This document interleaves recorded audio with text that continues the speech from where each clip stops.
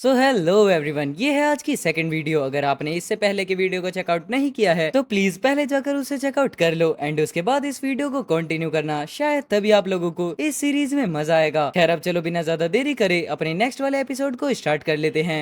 Episode की starting होती है और हम देखते हैं अपने फ्रांसिस को, जिसके अंदर से अब काफी ज्यादा इंटेंस हो रहा रिलीज हो रहा होता है और साथ ही साथ वो काफी ज्यादा कामली आवाज में बोलता है अपने साथियों को धोखा देने के लिए ऐसी घटिया चालें चलना और वॉरगोड प्रिपरेशन एग्जाम के लिए जीनियसों को मारना और तुम्हें इन सब चीजों पर प्राउड है। इतना बोलने के साथ यहाँ पर अपना फ्रांसिस आगे की तरफ बढ़ ही रहा होता है, बट तभी अचानक से चेंग बोलता है, शू जी इसको मुझे फिनिश करने दीजिए। फ्रांसिस, तुम कितने भोले हो। इस दुनिया में हमेशा जंगल के कानून का पालन किया जाता है, जहाँ पर ताकतवर कमजोर को निगल जाते हैं और हमेशा से ही ऐसा होता आया है। जहाँ पर इतना बोलने के साथ अचानक से चेंग अपनी मुट्ठी में कुछ ले आता है और तभी वो अपने हाथ की उस मिट्टी को फ्रांसिस पर फेंक देता है। तुम बेवकूफ हो, जब तुम्हें मरने की इतनी इच्छा है तो बस मुझे तुम्हारा सपना पूरा करने दो। बट तभी हम देखते हैं यहाँ पर यिंग को, जो कि इन सबको देखने के बाद चिल्लाकर बोलती है, तुम घटिया हो फ्रांसिस, भागो। लेकिन तभी अपना फ्रांसिस यहाँ पर चेंग के उस अटैक को ब्लॉक कर देता है। ओह, तो तुमने इसे ब्लॉक कर दिया। तुम बच्चे की रिएक्शन स्पीड काफी ज्यादा फास्ट है। बट तभी हम देखते हैं अचानक से फ्रांसिस को, जो कि चेंग के अटैक को डिफ्लेक्ट करते हुए उस पर एक अटैक कर देता है। इस बच्चे की शॉर्ट स्विंग की स्पीड काफी ज्यादा फास्ट है। लेकिन तभी हम देखते हैं अपने फ्रांसिस को,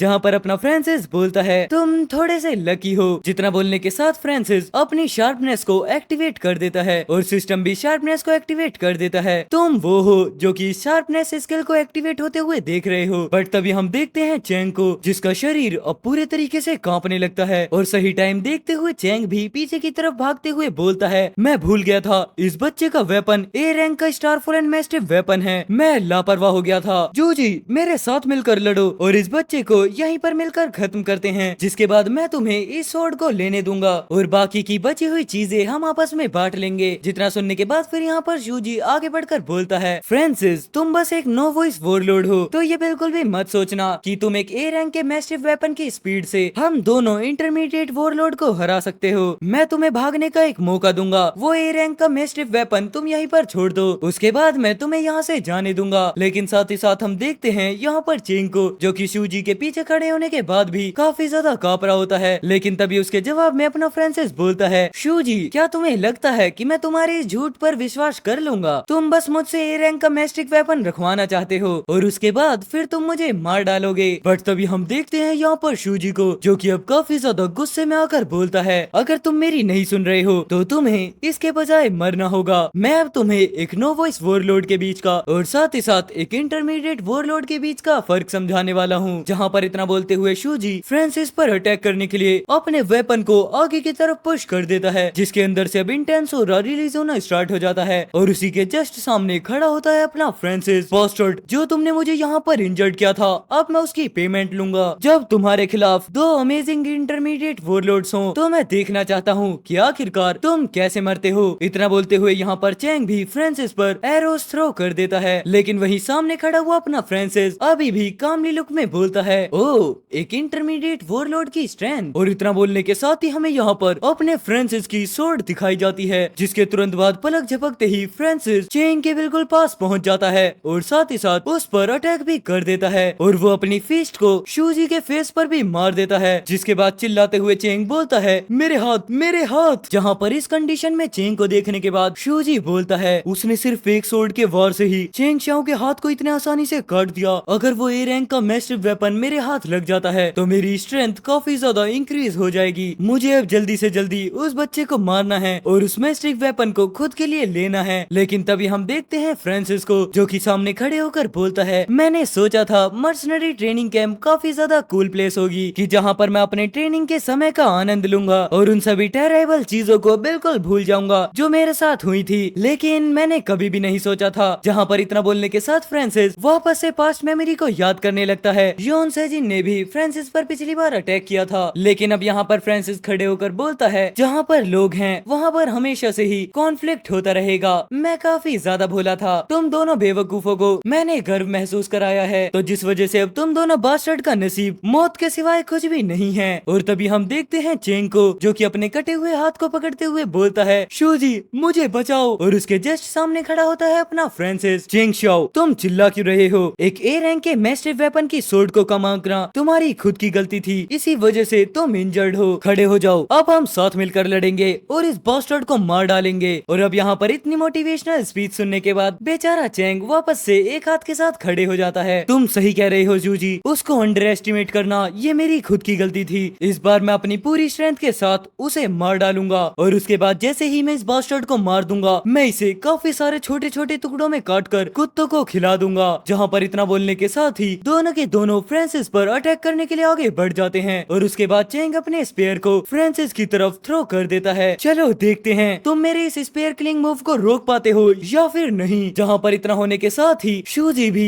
अपने अल्टीमेट मूव अर्थ ड्रैगन हैमर का यूज कर देता है, लेकिन तभी हम देखते हैं अचानक से फ्रांसिस इन दोनों के सामने से ही गायब हो जाता है। जिसे देखने के बाद यहाँ पर शूजी शॉक होकर बोलता है, ये स्पीड आखिरकार ये इतना ज्यादा फास्ट कैसे है? हाँ, आखिरकार ये बच्चा कहाँ पर गया? बट तभी अचानक से जैसे ही चैंग की आंखें खुलती हैं, उसके सामने होता है अपना फ्रांसिस। बास्टर्ड, तुम जमीन पर क्यों नहीं लेट गए थे? इस तरीके से तुम पूरी बॉडी के साथ मर पाते। जहाँ पर इतना बोलने के साथ अपना फ्रांसिस चैंग के काफी ज्यादा क्लोज आ जाता है और तभी हम देखते हैं एक किलिंग मूव, जिसके बाद चैंग सिर्फ चिल्लाता है। और उस चीज को देखने के बाद तो यिंग भी शॉक होकर बोलती है, उसने चेंग शाओ को इतने आसानी से मार डाला, बल्कि उसके हाथ में ए रैंक के मैस्टिव वेपन होने के बावजूद उसे मारना इतना ज्यादा आसान तो नहीं था। तुमने बिल्कुल सही कहा, फ्रांसिस की strength definitely no voice warlord से काफी ज्यादा ऊपर है। और तभी हम देखते हैं बेचारे शूजी को, जो कि पीछे खड़े होकर बोलता है, ये बंदा तुम्हारी स्ट्रेंथ, तुम एक नो वॉइस वॉरलॉर्ड तो नहीं हो, बल्कि तुम एक इंटरमीडिएट वॉरलॉर्ड हो। और तभी हम देखते हैं अपने फ्रांसिस को, जो कि शूजी की तरफ पलटते हुए आगे बढ़ना शुरू कर देता है। और अब यहाँ पर इस चीज को सुनने के बाद तो यिंग भी बोलती है, एक इंटरमीडिएट वॉरलॉर्ड, लेकिन ये पॉसिबल भी कैसे है, क्योंकि फ्रांसिस अभी 20 साल का भी नहीं हुआ है। तुमने बिल्कुल सही कहा। इतना बोलने के साथ लियो खांस कर वापस कंटिन्यू करता है, अब सब समझ में आ रहा है, अगर वो शुरुआत से ही एक इंटरमीडिएट वॉरलॉर्ड स्टेज पर था। लेकिन तभी इतना बोलने के साथ ही बीच में बात कट होती है और शूजी घबराए हुए चेहरे से बोलता है, मुझसे पंगा मत लो, अगर तुम इतनी कम उम्र में एक इंटरमीडिएट वॉरलॉर्ड होते तो तुम्हारा नाम पूरी कंट्री के अंदर ऑलरेडी फैल चुका होता। मैंने तुम्हारे बारे में पहले कभी भी क्यों नहीं सुना, इसके बारे में कोई खबर नहीं है, तुम जरूर से। लेकिन तभी हम देखते हैं अचानक से यहाँ पर शूजी अपने हाथ में रखे हुए एक बटन को प्रेस कर देता है और तभी उसकी वजह से अपने फ्रांसिस के पास एक काफी बड़ा विस्फोट होता है। जिसे देखने के बाद शूजी काफी ज्यादा क्रीपी स्माइल करते हुए हंसकर बोलता है, हाँ हाँ देखो तो, तुमने शायद सोचा भी नहीं होगा कि मैं इसके लिए तैयार होऊंगा। तो क्या हुआ, अगर तुम एक जीनियस हो फिर भी तुम मेरे जाल में फंस गए। लेकिन तभी हम देखते हैं अचानक से फ्रांसिस को, जो कि बिना किसी खरोच के उस विस्फोट से बाहर की तरफ आ जाता है। ये स्नीकी टैक्टिक्स क्या तुम्हें लगता है ये वापस से मुझ पर काम करेंगी? जूजी, तुम सच में उन मर्चेंडरी ट्रैश में सबसे ज्यादा बेकार हो जिन्हें आज तक मैंने कभी देखा है। और अब यहाँ पर अपने फ्रांसिस को इस हाल में देखने के बाद शूजी बिल्कुल शांत हो जाता है।